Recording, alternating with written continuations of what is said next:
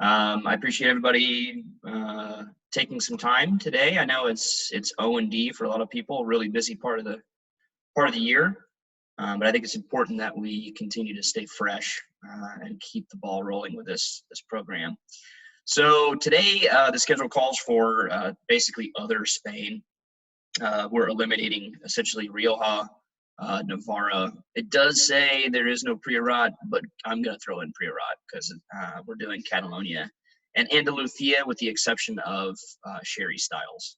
So you will see a little bit of that as we move forward through the slideshow. We're also going to talk just in general. I think it's good to put a good foundation of knowledge of history in Spain in general.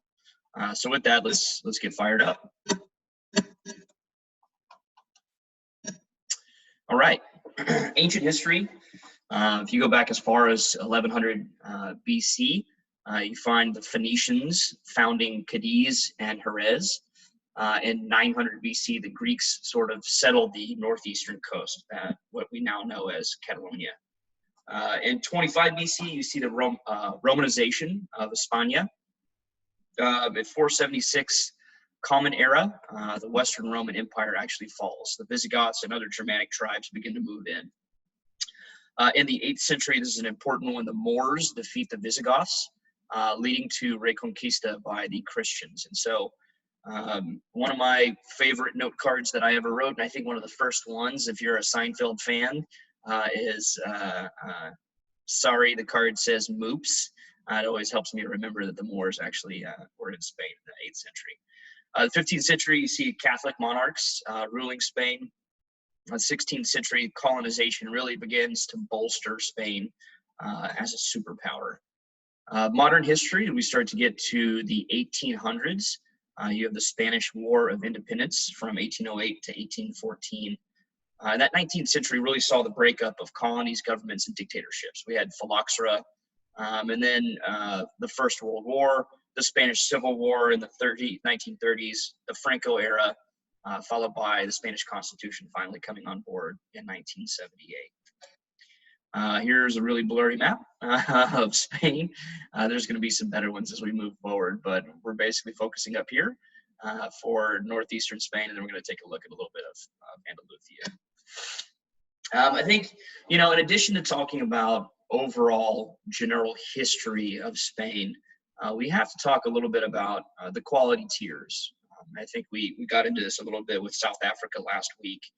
And I think it's important to understand quality tiers within the country so that you can understand generic wines and how they're produced, even though you may not be focusing on those in your particular professions. It's important to know about how much of it is produced, how much of it is made, who else is drinking it, and just the fact that they exist. So in Spain, we start with wines without geographic designation, and that's just called vino. Your wines with geographic designation are known as vino de la tierra. And then further on with wines with geographic designation, you start with VCIG, or the vinos de calidad con indicación geográfica. And then we get into the important ones that we know most of the time, the DOs and the DOCAs, which of course Rioja and Priorat fall into that. Beyond that, there's a higher designation called vinos de pagos, of which there's 20-something single estate appellations throughout Spain. I don't think we're going to see a ton of them today with Catalonia, but as we move into other regions of Spain, Castilla-La Mancha, you'll start to see a lot more of those.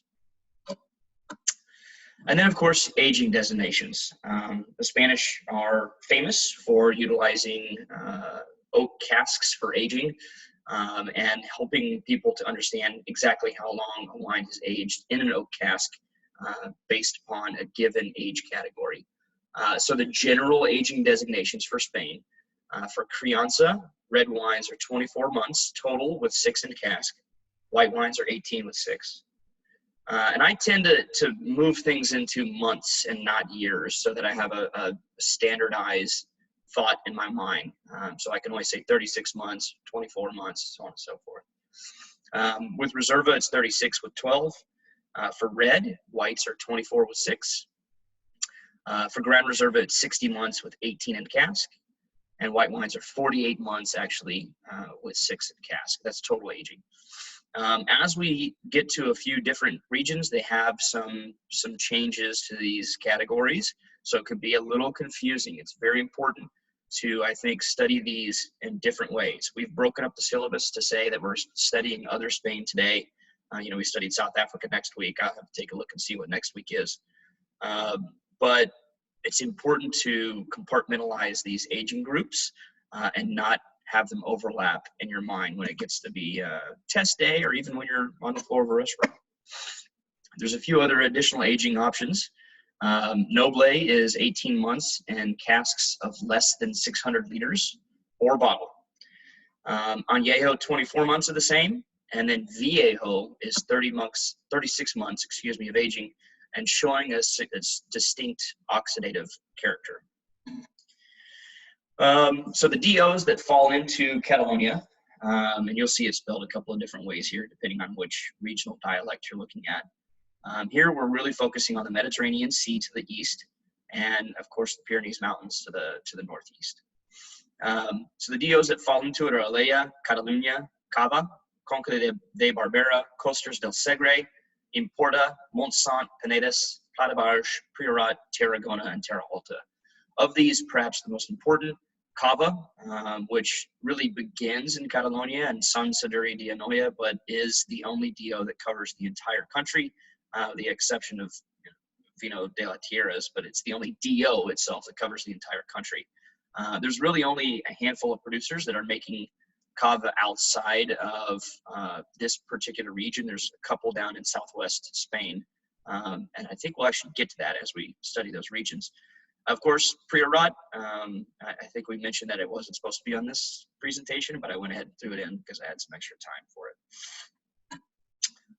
Here's a much better map, not nearly as blurry, and you can see really here's France to the north, the Mediterranean Sea here, and of course the Pyrenees Mountains that cut across it. Important to note, I think it's always important that we look at the major cities in the area, and so Barcelona would be the city that you'd fly into if you wanted to visit any of these regions. Actually, I'll be flying into there in January, so hopefully I'll have some extra pictures for the next set of presentations for this. But you can see, as we sort of pointed out, you don't see Cava over here because it really just covers everything, right? Priorat, this dark area here, and of course surrounded by Montsant, and then Tarragona right around it, kind of keeps that going. Terra Alta here to the west. Here's Costas del Segre in the northwestern area. Conca de Barbera here. Penedes right here, which is where we think of Cava production mainly. The Paratge here. And then, of course, over here you've got Emporda and a little bit of Alella right down here. So some pretty fun stuff that we're gonna point out on these other regions too, that I think are important in case you ever actually see them. But really, the main focus probably for most of us would be Priorat in this region. We mentioned a couple of times the Pyrenees Mountains, of course, separating Catalunya from the Roussillon in the north, the Mediterranean Sea to the east and the south, and then to the west and south, you get the Mesa Central, which is that large plateau that covers quite a bit of Spain. Here's Priorat, named DOQ or DOCA in 2000. You're capable of producing all three styles, red, white, and rosé, under the Priorat labeling laws. You can see here to the right, this is known as Licorella, the black slate that's super famous in the area. And of course, I highlight that here. There are some interesting village labeling laws known as Vida Villa and Vino de Pueblo. We're going to get into those momentarily. But here, really, Garnacha and Carignan are the king, or Carignan, excuse me.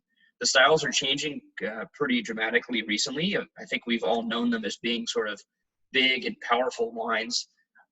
And here in today's modern winemaking world, this is all about managing the heat because they have absolutely no issues with ripeness, right? So the villages and sort of general info for Priorat. Here are the villages labeled. La Morera de Montsant, Gratallops, probably the most important and the most used that I've seen. Belmont de Priorat, I've seen Pereira before as well. Poboleda, La Vieja Baja, La Vieja Alta, El Dior, Masos del Terme del Felsat, Solanas del Terme del El Molar, excuse me, and Torroja del Priorat. So if a wine's going to be labeled as one of these Vita Villas, it must contain 60% of their recommended grapes. You can make all styles except for sparkling. So you can make white, red, Rosado. And then you could also make Rancia, Mistela, and VDN. The whites are sort of the usual suspects, plus Chenin and Viognier. The reds are basically all of them, but recommended is Garnacha and Samso or Carniena. Minimum alcohol is 13% for white and Rosato, 13.5% for reds, and then 15% for VDN. So again, these are minimum alcohol contents. A lot of these Priorats you'll see stretching into the 15.5, 16% alcohol contents. And I think they're starting to learn to restrain that a bit. For Vita Garda and Priorat, this is another labeling. It's an aging requirement of 12 months in oak, and it can only be red. Pretty much everything else follows the traditional Spanish laws when it comes to crianza and any of those things. I don't think you typically really see a lot of that.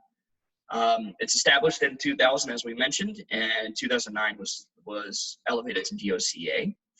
Here are the Vita Villa villages laid out in a map. And so I think, as we mentioned, Gratallops is probably the most important, and then Porrea I've seen as well, and then Escalade. I don't know if that was on the previous slide, but Escalade is obviously extremely important. One of the questions we got recently about Priorat was, where does the name come from for Priorat? And I'm pretty sure that it comes from the priory, but you may want to look that up yourselves. Monstant is that region that sort of surrounds Priorat. It was previously called Falset, and it used to be a subzone of Tarragona. It was established in 2002. Basically same aging requirements, and there's no sparkling produced here. Alejo, which we mentioned a little further to the northeast, recommended grapes here are Jerez, which is of course famous for Cava production, and Garnacha Blanca, and then Garnacha Red. Alcohol requirements really range wildly here. And then the aging requirements, you might see some slight differences here. For example, the Grand Reserva is 24 months in oak, 35 in bottle to get you to that 59, 60 months total on the red wines. And of course, 9-month lees aging for sparkling wines here, pretty common. Catalunya, everything's recommended. Sort of the same set of rules here. And again, important to note that 9 months of lees aging for Espumoso wines. Here's Cava. Of course, I think we've got a sparkling presentation somewhere later on in the syllabus, and we'll cover a little bit more of Cava production there. But sort of the basics that we need to know here is that it's dominated by 3 grapes that sound like alien grapes, Parellada, Macabeo, and Jerez. They do allow for Chardonnay and Malvasia. You also see Monastrell, Garnacha, and Trepat for rosé only. Your sweet list levels mirror those of Champagne, or maybe Champagne mirrors those of Cava, depending on who you ask. Brut Nature 0 to 3, 0 to 6, extra brut. Brut 0 to 12, extra dry 12 to 17, dry 17 to 32, semi-dry 32 to 50, and Dolce 50 plus. Again, 9 months lees aging. For Reserva, it becomes 15. Grand Reserva is 30 months on the lees. And then Cava de Paratge, which is a new classification over the last few years that's come out, is a minimum requirement of 36 months on the lees. Here are the qualifications for Cava del Paratge. They have to be single estate categories, and they have to be hand harvested. The vines must be a minimum of 10 years with a 36-month tirage. The minimum total acidity is 5.5 grams per liter. You cannot acidify. They have to be vintage dated, and they must be brut, extra brut, or brut nature.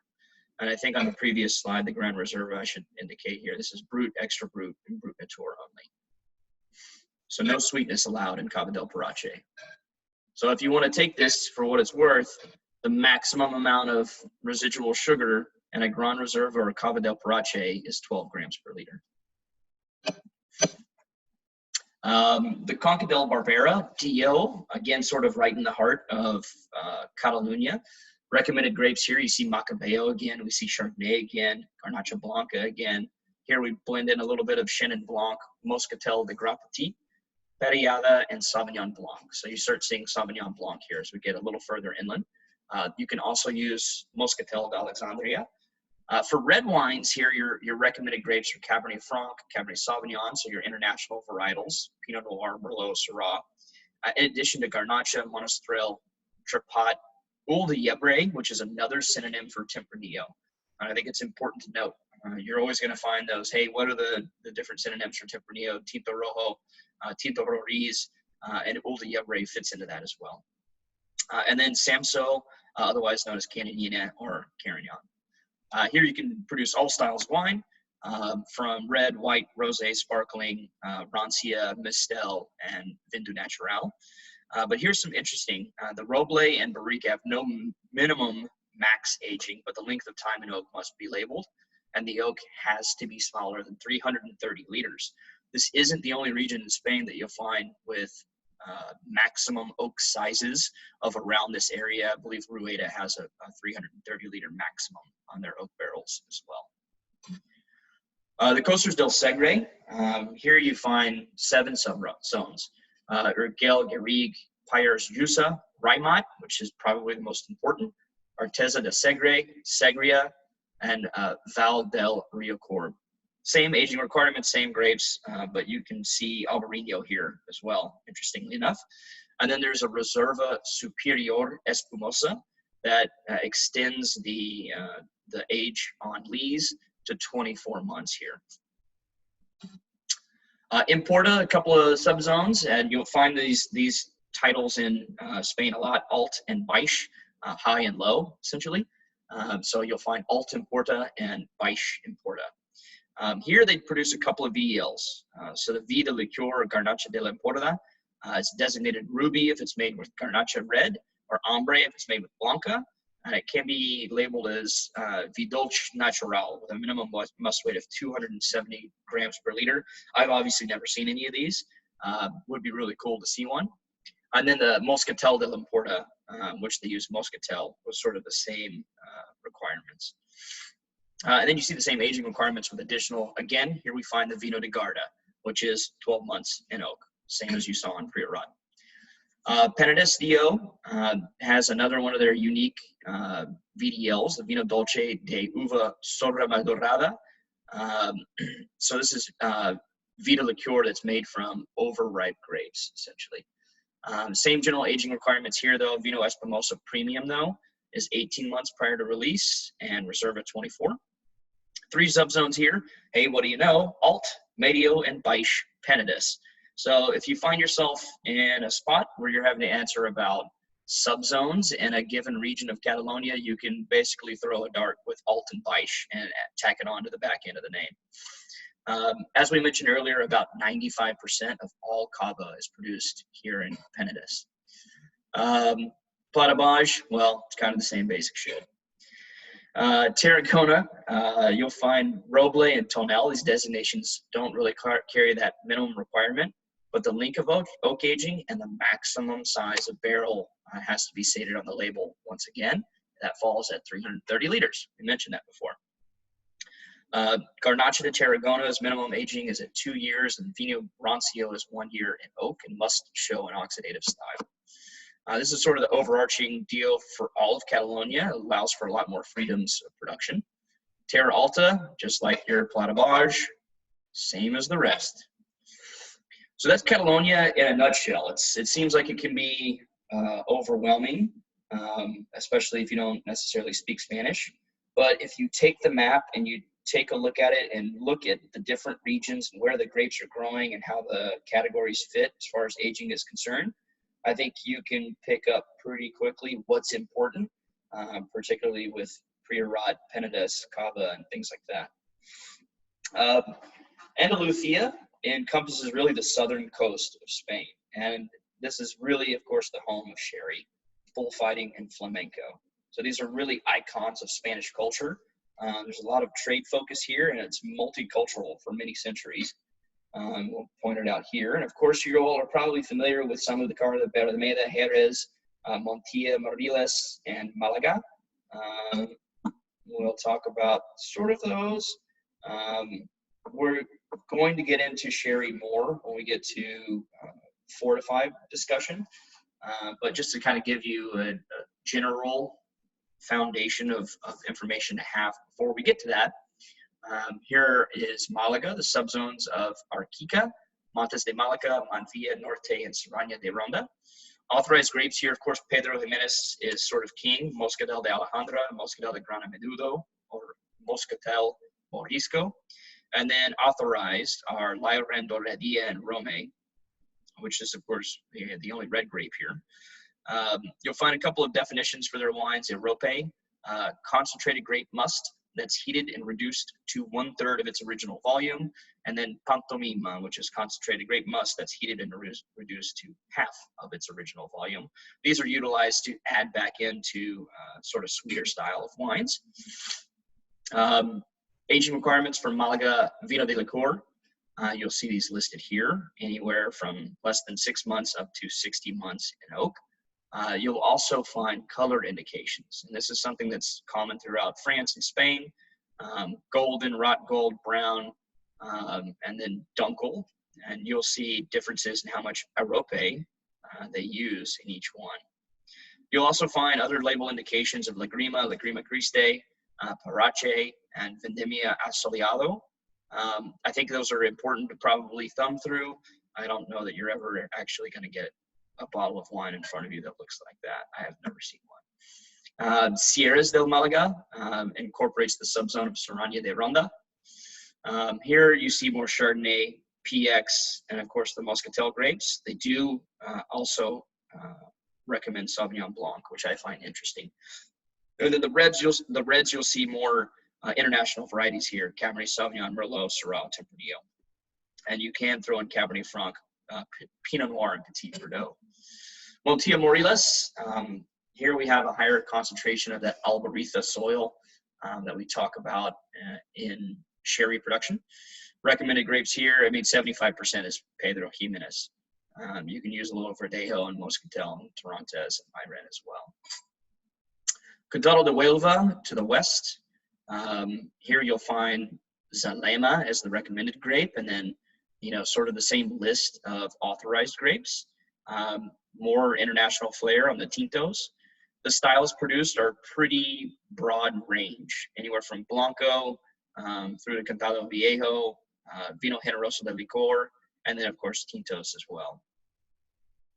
Again, I've never seen these wines. Jerez and Manzanilla, Sanlucar de Barrameda.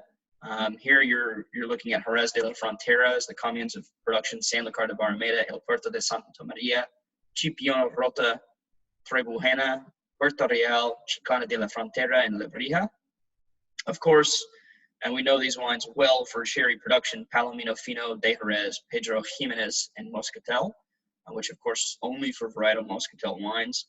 And the really important soils for sherry production, Albarita, which is limestone, Barros, which is clay, and Arenas, which is sand. And for those of you that are basketball fans, the old Gilbert Arenas and Dana Barros were really good point guards for the Washington Wizards / Bullets back in the day. That always helped me remember it. Here's another cool little map that you can see with sort of the communes of production. You can see Trebujena in the north. Of course, most important, Sanlucar de Barrameda, and the reason why it sits in the little bay here. Chipiona, Rota, Jerez de la Frontera, further inland. El Puerto de Santa Maria, Puerto Real, Cadiz, San Fernando. And I think that's basically what we have for today. Let's take a look at next week's syllabus. While you all, if you have any questions, please feel free to ask now. Looks like there's one here. Thanks. Yeah, my pleasure. Oh, next week's cool. So we get into production of Scotch, bourbon, tequila, and mezcal. So this week we took about 25 minutes, and I think we went pretty quickly through Spain. Of course, I recommend reviewing these slides on your own and digging into anything that you might have further questions on. Send me notes, questions, anything you might have. I'd love to have a conversation with you about these particular regions. Next week, I might encourage you to carve out about 45 minutes to an hour for Scotch bourbon, tequila, and mezcal. It's a pretty big category to look through each of those individually and to really truly try to get in depth. I'll try to tighten up the presentations. I think they're pretty long individually. See if I can't cut out some of the riffraff and make sure that it's time sensitive. With that being said, thanks everybody. I've got this recorded again. I'm still working on best methods for saving it and maybe starting a YouTube channel for it. So keep you posted on that. Otherwise, I'll see you all next Sunday. Cheers.